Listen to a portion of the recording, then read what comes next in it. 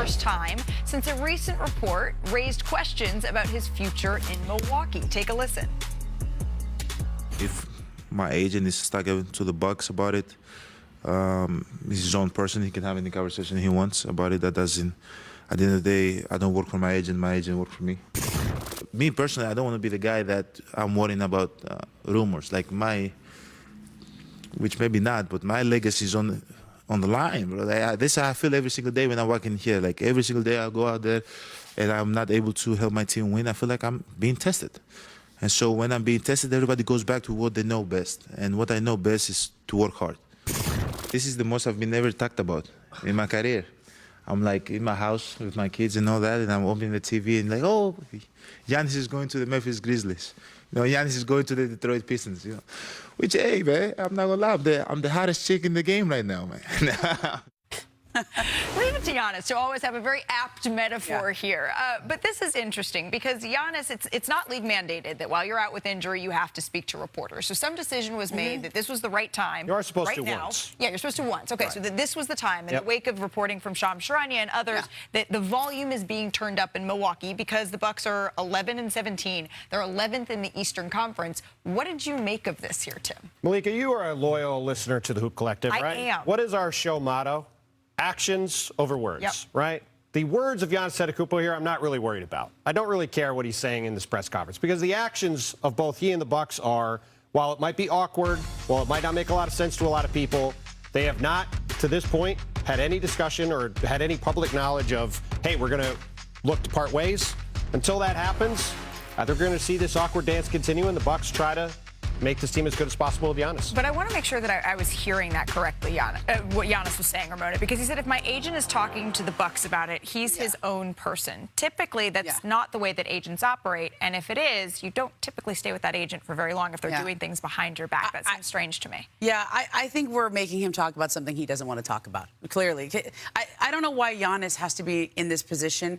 Like, his agent works for him. They're obviously on the same page and wherever is going on here. He's just in an uncomfortable position. He doesn't want to be the bad guy. He's won a championship in Milwaukee. He has very clearly stated, all I want to do is win. I love it here, but I also love winning. And when it is going to come to a choice between winning or staying, it's obvious what he's going to choose. And so this reminds me a lot of a guy that Giannis spent a year with, and Dame Lillard. Remember when he was leaving Portland? He didn't want to leave Portland. He loves Portland. He's back in Portland now.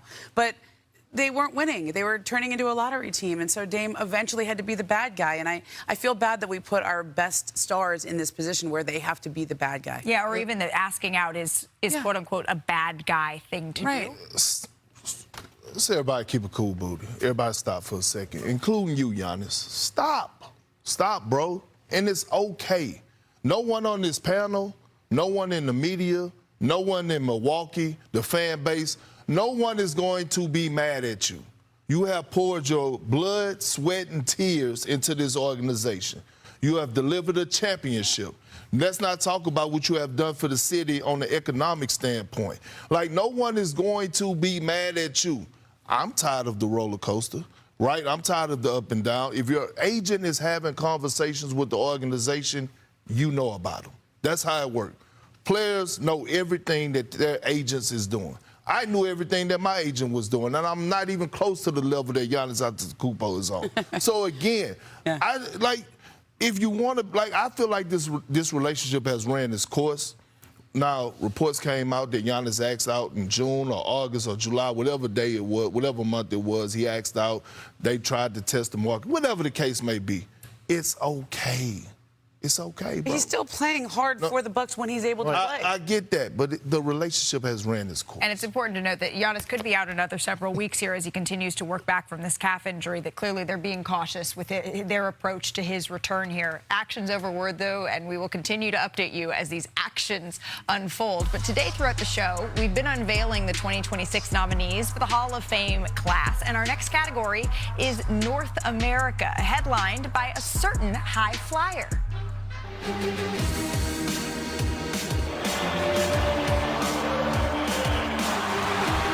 When you dunk on somebody, it's a huge momentum builder. Blake Griffin explodes on Gasol. A monster jam by Blake Griffin. Oh, me, oh my, what a play! At no point in my career will I ever back down from somebody. I want to win multiple championships. I want to be a Hall of Famer. I want to have MVPs, everything.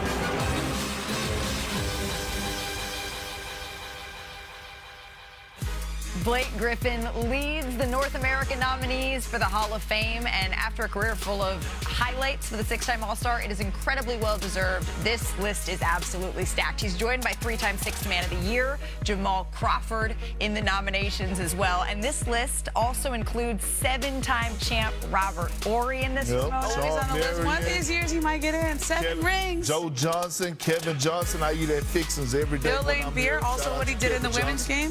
Yes. And then the North American nominees continue with Bruce Pearl, who led Auburn to the Final Four in the 2018-19 season. And then 2024-25 I'll go get his season shot. as well. He'll go get in there. He racked up nearly 500 wins. I just hope he had me on stage. And then contests also, the nominees include another 2024-25 Final Four coach in Kelvin Sampson as well, who made 3 Final Fours and won 700 career games here. Might get another Final Four and a championship this year, potentially, too. Almost got his first title last year. Yes, that's a good point. And let's continue the Hall of Fame nomination celebration. I like that rhymes. With two of the most entertaining players, though, in this group, Blake Griffin and Jamal Crawford. We got a special top of the top for these two gentlemen. Top Windex. This means cleaning the glass. Jamal out and running in 2005 and just oops it. One of the most creative players in the history of the sport, Jamal Crawford. I think he can still do that, too. Just had an incredible bag, could all kinds of tricks, just super fun. And then there's Blake Griffin.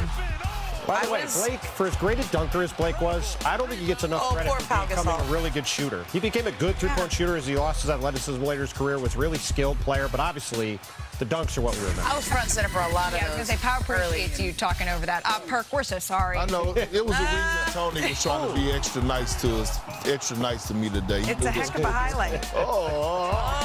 Nice contest, Perk.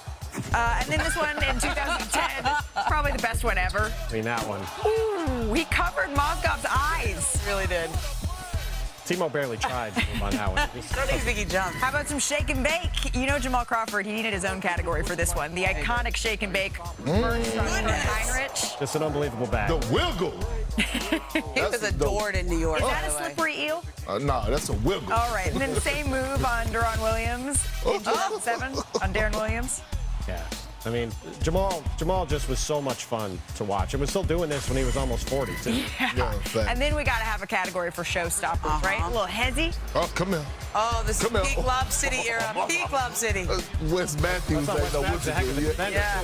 He was dizzy as hell after that. Look at him. And then Jamal and Blake out running together. Oh, here we go. And then Blake throws Through the down. legs. Oh, my With gosh. the windmill. You're right. Peak Lob City here. 2013. Absolutely. That's when it was That's right. with the Clippers. Congratulations to the nominees as we continue with our class for the Naismith Basketball Hall of Fame here. The contributor list of nominations includes longtime announcer Do the voice. Albert. That one. You got a Martin? And offensive mastermind Mike D'Antoni is included definitely. with the nomination. As is Bill Duffy. Bill Duffy. Absolutely. Brody Bickerstaff. Come on. Huge congratulations Brody. to Bill Duffy as well. And then there's Johnny Most, the Celtics announcer who made what famous call, Tim? He made the call of Havlicek stole the ball. Perk knows this very well as another Celtics legend. I can't believe Johnny Most isn't in the Hall of Fame. Alex McKechnie, legendary trainer for Steve Nash, Toronto Raptors, LA Lakers. And then there's Curly Neal, who played 22 seasons for the Globetrotters, one of the most magical dribblers Sonny Vaccaro in NBA history. Donnie Walsh. Look at these names. Sonny Vaccaro should be in the Hall of Fame. Sonny 100%. Vaccaro, during my high school career, he came and snatched me from the Nike program to Adidas and invited me to ABC. And for that alone, right, the nomination is well deserved. Tim, Looking out on the floor, Jalen turns to me. He says, "I'm getting this win." Rewind, it's all or nothing, put it all on the line. I see it, I want it, I take it, it's mine. Bang! Bang! Jalen Brunson knocks it down. Brandon Miller, how do you do? But I got with me, yeah, the pressure on, still calm in me. All the blood, sweat, tears hard on me, but the highs and lows making harm in me. Hold on. Slam dunk for Cooper Flag. SGA, dazzling display. Luka, three. Long distance, no problem.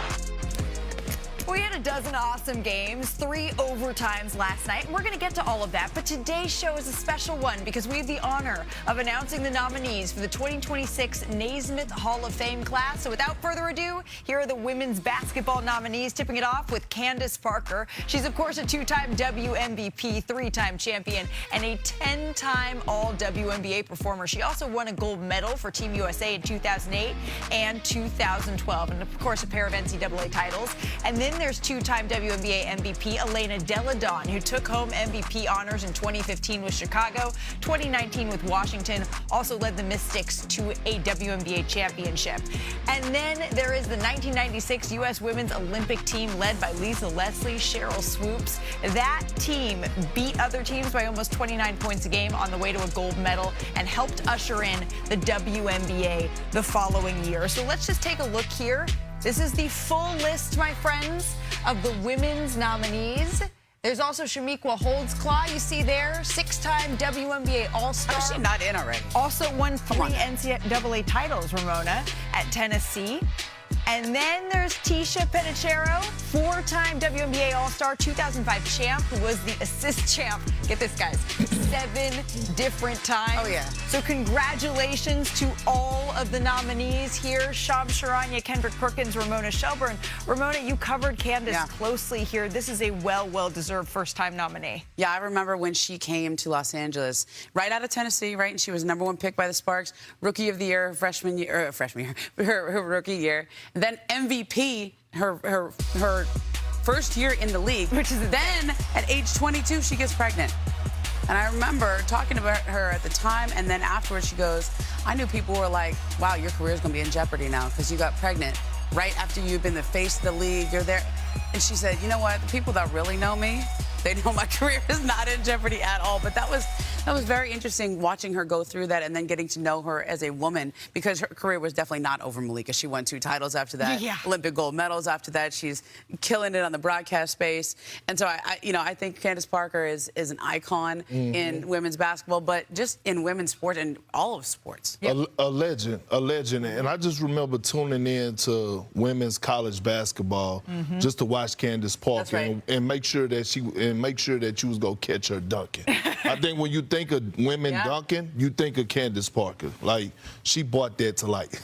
And shout out, she's a Chicago girl. There you are, okay? there, Chicago, She's so big time. Her brother Anthony Parker, who was a longtime NBA player, now he's general manager of the Orlando Magic. He loves how he's just looked at like he's an afterthought because of how big time Candace Parker is. I know he's watching right now. He's excited. He won't mind you saying that either. He won't mind it. He loves it. He has so much love for his sister. Yeah, it's a high compliment. And Candace, my friend, congratulations. And we will continue to unveil the 2026 Hall of Fame nominations throughout the course of the show. But we have some news out of the W to get to, because the Houston Rockets ownership brass, they are in substantive talks here with the Connecticut Sun over the potential purchase and relocation of the W franchise. Now, remember the Sun, they've played in Connecticut since 2003, while Houston, of course, one of the 8 original WNBA franchises, and they've been without a team since 2009. So this story has Kendrick Perkins' attention, Alexa Philippou. Where does this offer stand here? Yeah, Malika, well, I will say it does seem like there's a lot of momentum in this direction that we could potentially, barring some unforeseen changes, see a deal done within the next few weeks. I would say maybe at the beginning of the new year. And it seems like the WNBA, the league, this is actually not something they would just not only be supportive of, but this might have actually been their preference all along for the Sun to end up back in Houston. If you remember, Kathy Engelberg, the WNBA commissioner, actually said at the press conference announcing the 3 new expansion teams in June that Houston was, quote, the one we have our eyes on, the one that's up next. She specifically called out the Rockets owner, Tillman Fertitta. So even though that this is still kind of in the works and there's not necessarily a deal signed right now, it is important to know that the Sun have already committed to having their 2026 season held here at Mohegan Sun in Connecticut, right, an hour away from me, right here in the basketball capital of the world, as they say. But it might not be much longer as we see the Sun potentially on the move. I feel like we need to bring in Director Matt. Can you just please show Kendrick Perkins' face here real quick? I think Kendrick Perkins speaks for all of Houston right now. Don't threaten us with a good time. You don't understand what the Houston Comets meant to the city. Cynthia Cooper, Cheryl Swoops, Tina Thompson, what they was doing, they had the place on fire. You mean it's...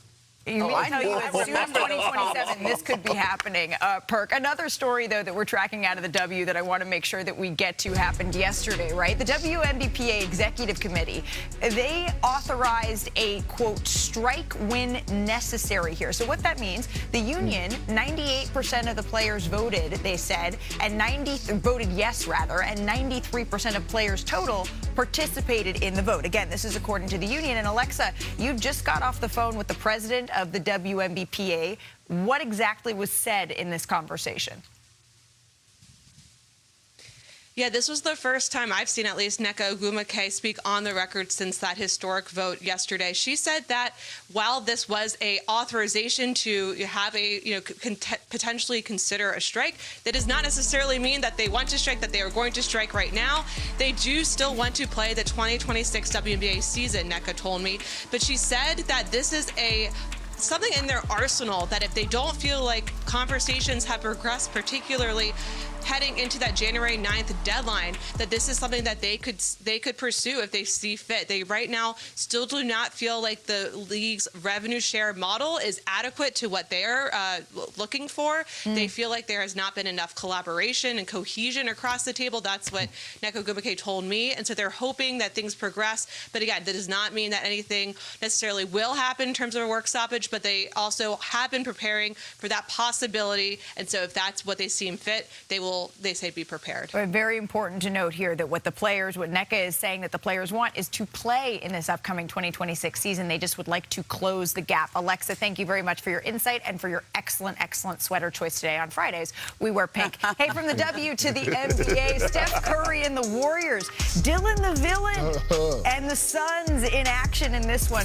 We're going to pick this one up, Perk, early in the third quarter. Steph Curry driving past Dylan Brooks, finding Jimmy Butler for the nice dunk. Jimmy Butler finally picked it up. He had been struggling over his last few games with a great dime, but that's the guy right there, Dylan Brooks.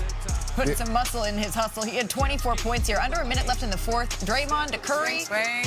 Makes the three, contested by Brooks.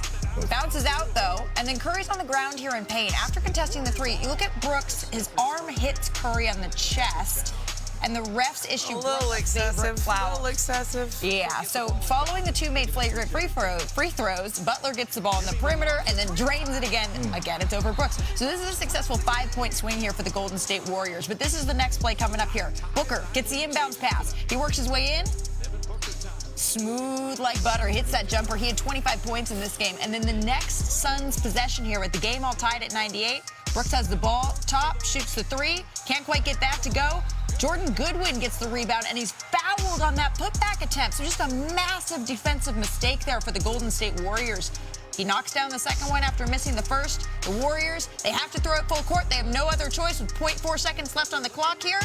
Can't quite get the touchdown to go, so the Suns escape with a 99-98 win here. And the Golden State Warriors, they fall to 13-15 on the season here, Ramona. So could we see some changes being made? Yeah, they got to do something because the season's getting away from them. You know, they feel like they get Steph back. He's healthy. They can change the offense when Jimmy's out there running the offense. But in this game, this was just about turnovers. I mean, they had a big lead in this game and then just got real sloppy with the ball. And I think they understand. You know, you can't give up 30 points off turnovers in a game, and that is correctable. But this team is going in the wrong direction. This is a game they should have won. They were up most of the time. Devin Booker had a horrible shooting night in the first half. Kind of got it together, and I think they are getting to the point in the season where we got to look at that.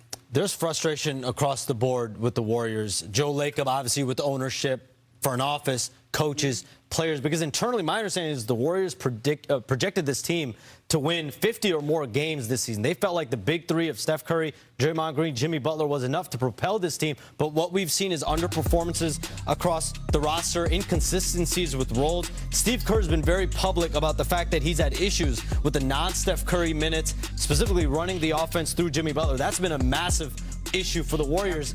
And Jonathan Kuminga has basically been banished over the last week of this season. He's been out of the rotation, and the relationship is exactly where it was in the summer. This is a divorce waiting to happen. the essence of it. And January 15th is going to be a big date, not only for the Warriors, but the NBA, but specifically the Warriors, because that's when Jonathan Kuminga is eligible to be traded. And I hate to hear that, because it seemed like at the beginning of the season there was a specific effort being made here by the Golden State Warriors and really from Jonathan Kuminga. We were there that opening night. Exactly. Remember, every veteran was talking him up. Starting in the lineup. They started in the first 4 games and of the really season. taking that role on. So the Golden State Warriors, they have a little bit of work to do here. But Perk, I know that as much chatting as he does, you have been impressed by the Phoenix Suns and Dylan the Villain. You're damn right. No one expected the Phoenix Suns to be where they are. I believe they're in the 7th spot right now, and it's because Dylan the Villain, Dylan Brooks, who has become one of my favorite players in the NBA. And this guy just winning follows this man. Memphis hasn't been the same since he left. We watched him last year help develop that culture with the Houston Rockets, and now he's bringing something that the Phoenix Suns hadn't had since they got rid of CP3, and that's leadership, right? He leads in his own type of way, but that tenacity, that force, people are tuning. And Devin Booker is the best player for context, because once if it get clipped off, I don't want people to get the tripping. Sure. But I'm actually looking for Phoenix Suns games when they on to watch to see who they play because of Dylan Brooks. They win so many of those games where it's like they're down and then Dylan just starts creating chaos. And he was on the show and we asked him whether or not he likes the nickname, and he said, yeah, plus it rhymes, so of course it fits. So that was one of the 12 games last night. We had the tough task of narrowing it down to just 3 top plays. Coming in at number 3, how about Norm Powell, who really has been a boost here for Miami. Did you see this? One-handed half-court shot at the buzzer? Oh, that's ridiculous. Look at that. He held the hand up, too. Well, now that these shots don't count for individual stats, players are more incentivized to take them. Crazy. But Norm, it's like a teardrop from half court. Sharp shooter there. At number 2, how about Jeremy Grant? Gives Portland some love here. This was a hell of a game last night. You know what? He's still got the hops. Oh, this dunk is nasty. He's still got hops here. Oh, that poor rookie. That's the rookie center there. Whoa! Today. Watch out. Remind everybody with that one.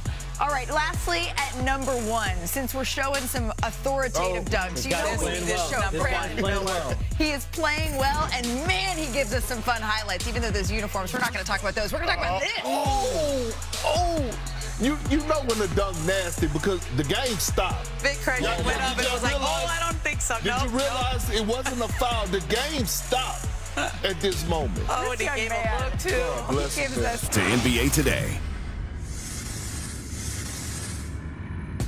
As we get ready to unveil the International Hall of Fame nominees, how about we check in on the current international stars, starting with Slovenia's finest, Luka Doncic. Luka and the Lakers take it on the Jazz. First quarter here, Luka gets the steal, goes behind the back, lobs it up to Jake LaRavia. Tim Bontemps for the slam. I still can't get over Luka Doncic in a Laker jersey. Well, we're going to get old. You know what? I think that the Utah Jazz may agree with you, but look out, LeBron James still got it here, Perk. One of his signature moves on the fast break and transition. How about this? More from LeBron James. Take off then. Still making posters at the age of 40 years LeBron old get himself there. a little looser as he gets into the season. It's good to see. Let's see, Bontemps, if this couple of clips here helps you acclimate to Luka in a Los Angeles Lakers jersey here, because the amount of attention that he gets is just insane. It's remarkable. I mean, he really is a one-man offensive engine, and you're seeing it this year. He's putting up nearly a triple-double every night, and we'll see where he's at. Well, he has to be, just like every bucket mattered, because they damn sure couldn't get no stop. By the way, 45 points, 14 assists, 11 rebounds. And yes, the Lakers did have to win the hard way. Now to Canada's phenom. It was yet another day at the office for the reigning MVP, Shai Gilgeous-Alexander, and a reigning day at the office means that he only has to play in 3 quarters here, Bontemps. The Clippers gave him a hard time in the first quarter. That was about it here. SGA, drives, layups, plus the foul here. Great finish by SGA. SGA is smooth as silk, and just the way he cuts through defenses like he is right here, it's never gets cold to see. And this is why we call him Shea Butter. So, first quarter, check. Second quarter, check. The third quarter, you know this is the end for SGA. Steps back for this one.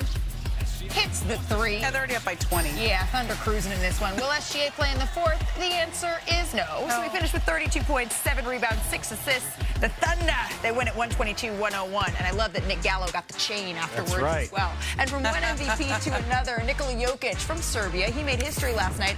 11 rebounds, passing Kareem Abdul-Jabbar. Here's his reaction to breaking the record. And the horses. Please don't forget the horses. And my dad always says, don't let the truth get in the way of a good story. When you look back at your career, you can tell a couple of things to your kids. But look at this. SGA, Jokic, Luka lead ESPN's latest edition of Tim Bontemps' MVP straw poll. That's where he does the hard work here. 100 media members he polls to mimic the league's postseason award balloting. Rounding out the top 5, Cade Cunningham from the East-leading Detroit Pistons and Jalen Brunson from the New York Knicks. And by the way, this straw poll, it is wildly accurate. Tim Bontemps is at the helm and joins us here now. Tim, we're nearly 2 months into the season. SGA leads the way. That was my exact ballot that I sent you. It's almost like you know what's going on, Malika. Maybe I should translate that into a vote, but I don't just now. Does this mean, do you think that he is going to win back-to-back MVPs? We will see. There's been 2 things that have been accurate about the straw poll, Malika. One is that the guy who's been at the lead of it at the end of the season has won 6 years in a row. The other is that the guy who's been at the lead of it at the start of the season has lost the last 6 years in a row. Interesting. So we will see if that continues forward this year. The biggest takeaway for me is that Shai Gilgeous-Alexander leading this straw poll by a narrow margin, despite the fact that the Thunder are now 25-2, despite the fact he's putting up cartoonish numbers, I think means Nikola Jokic has a real chance to get another MVP award. And I think it might come down to whether they can get to 70 wins. If they win 67, 68 games and in theory drop back a bit from the pace they're on, and Nikola Jokic continues putting up absolute video game numbers and shooting 60% from the mid-range like he is, I think he could still get in there and get another MVP. But if Shai gets 70 wins, I think it's his to lose. Yeah, I think every single year it's also Jokic doing it without several key players on his team. Sometimes it's Jamal Murray who's been hurt. This year, Aaron Gordon's been hurt a lot. Christian Brown's been hurt. He's still doing it. The Nuggets are still good this year. But I had Shai #1 right now, just out of respect for their record and how good Shai has been. And this is one of those stories where it's almost like LeBron at his peak. He could win every year. So you then compare his numbers to every other year that he won. And that's Jokic.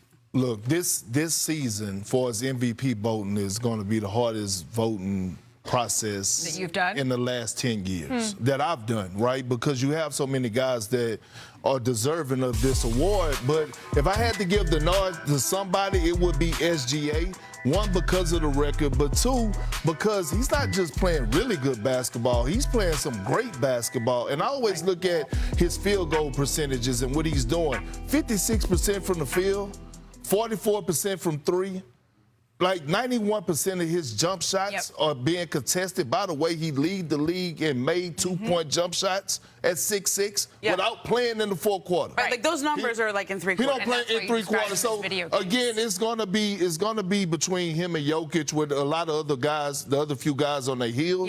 But again, this is going to be a hard one. And for anyone who's at home right now saying, it's only December, we don't have to decide the MVP now, you're right. This is why Tim Bontemps still has a couple of straw polls to come out. 2 more coming. Incredibly accurately. One thing we do know is that the MVP leaders hail from outside the U.S. So let's keep that international theme going and unveil the 2026 Naismith Hall of Fame international nominees here, which include former Cavs coach, David Blatt here. A lot of success internationally. Marc Gasol, the 3-time All-Star and 2019 champ, absolutely. Yep, final piece of the Raptors title team. Also, really a decorated international career for Spain as well.